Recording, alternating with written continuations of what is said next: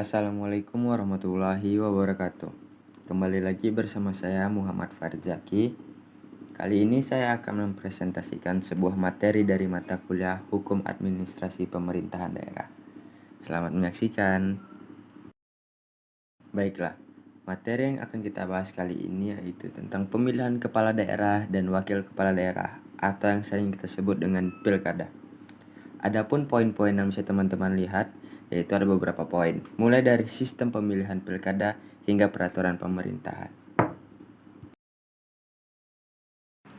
Poin yang pertama yaitu sistem pemilihan kepala daerah. Sejak diundangkannya Undang-Undang Nomor 32 Tahun 2004 dan revisi Undang-Undang Nomor 1 Tahun 2015, kepala daerah dipilih secara langsung oleh rakyat di wilayah administrasinya.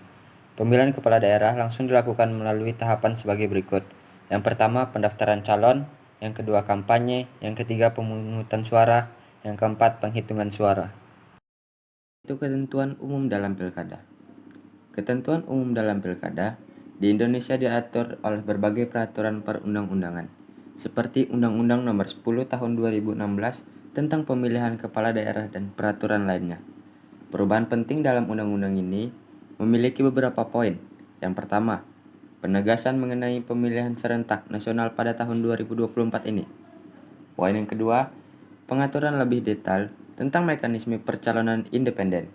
Poin yang terakhir, penambahan larangan dan sanksi untuk mencegah praktik politik uang. Undang-undang ini bertujuan memperkuat demokrasi lokal dan memastikan pemimpin daerah terpilih memiliki legitimasi yang kuat yang bertanggung jawab kepada rakyat. Selanjutnya, ada sistem kepartaian dalam pilkada. Indonesia menganut sistem multipartai, yang berarti terdapat banyak partai politik yang berkompetisi dalam pemilu. Termasuk dalam pilkada, partai politik memiliki peran utama dalam mencalonkan kepala daerah, baik secara langsung maupun secara koalisi. Adapun tanggung jawab partai politik, yang pertama, untuk mengusung calon kepala daerah. Yang kedua, mendukung program kampanye. Yang ketiga, sebagai mobilisasi dukungan. Poin selanjutnya yaitu calon perorangan atau independen dalam pilkada. Calon perorangan atau independen dalam pilkada adalah pasangan calon kepala daerah dan wakil kepala daerah yang maju tanpa dukungan partai politik ataupun koalisi partai. Berikut adalah rincian terkait calon perorangan dalam pilkada.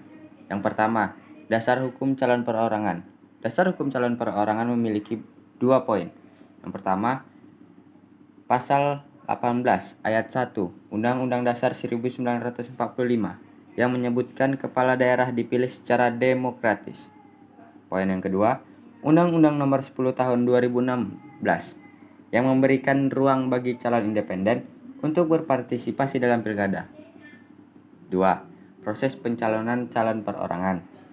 Yang pertama, pendaftaran dukungan dengan cara menyerahkan dokumen dukungan ke KPU termasuk formulir dukungan dan lampiran KTP pendukung.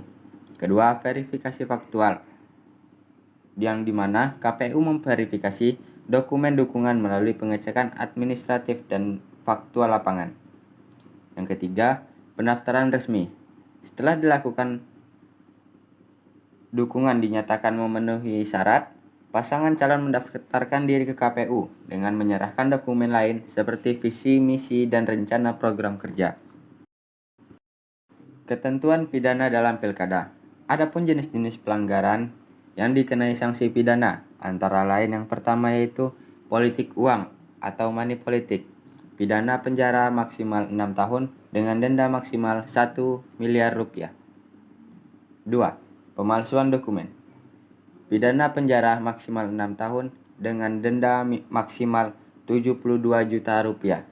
Yang ketiga, pelanggaran dalam kampanye. Pidana penjara maksimal 18 bulan dengan denda maksimal 6 juta rupiah. Yang keempat, kecurangan pemungutan dan penghitungan suara. Pidana penjara maksimal 6 tahun dengan denda maksimal 72 juta rupiah. Yang kelima, tindakan menghalangi hak pilih. Pidana penjara maksimal 5 tahun dengan denda maksimal 60 juta rupiah. Yang terakhir, penyalahgunaan jabatan dan fasilitas negara. pidana penjara maksimal 6 tahun dengan denda maksimal 1 miliar rupiah. Yang terakhir, yaitu peraturan pemerintah dalam pilkada. Pelaksanaan pilkada di Indonesia diatur melalui berbagai peraturan pemerintah sebagai pelengkap dan implementasi dari Undang-Undang Nomor 10 Tahun 2016 tentang Pemilihan Kepala Daerah. Peraturan pemerintah ini berfungsi untuk mengatur detail teknis pelaksanaan pilkada agar selaras dengan prinsip-prinsip demokrasi dan hukum. Berikut adalah beberapa peraturan pemerintah dan ketentuan yang relevan dalam pilkada. Yang pertama, Peraturan Pemerintah Pengganti Undang-Undang. Peraturan Pemerintah Pengganti Undang-Undang Nomor 1 Tahun 2014 tentang Pemilihan Kepala Daerah. Yang kedua, Peraturan Pemerintah tentang Keuangan yang mengatur anggaran pilkada termasuk pendanaan yang bersumber dari Anggaran Pendapatan dan Belanja Daerah atau APBD. Yang ketiga, Peraturan Pemerintah tentang Penyelenggaraan Pemilu yang dimana mengatur tentang peran, tanggung jawab, dan tata kerja Komisi Pemilihan Umum atau KPU dan Badan Pengawas Pemilu atau Bawaslu dalam menyelenggarakan pilkada. Oke, berikut beberapa materi yang telah saya sampaikan. Jadi, teman-teman, pilkada merupakan bagian penting dari sistem demokrasi di Indonesia yang bertujuan untuk memilih pemimpin daerah melalui mekanisme yang langsung, umum, bebas, rahasia. Secara keseluruhan, pilkada merupakan instrumen penting dalam memastikan demokrasi lokal Indonesia, meskipun banyak tantangan yang harus dihadapi dalam memastikan proses yang adil, bersih, dan berintegritas. Oke, cukup sekian penjelasan materi dari saya mengenai pemilihan kepala daerah dan wakil kepala daerah. Semoga apa yang saya sampaikan bisa bermanfaat buat kawan-kawan semua. Lebih dan kurang saya mohon maaf. Jangan lupa like, comment, dan subscribe. Bye-bye. Assalamualaikum warahmatullahi wabarakatuh.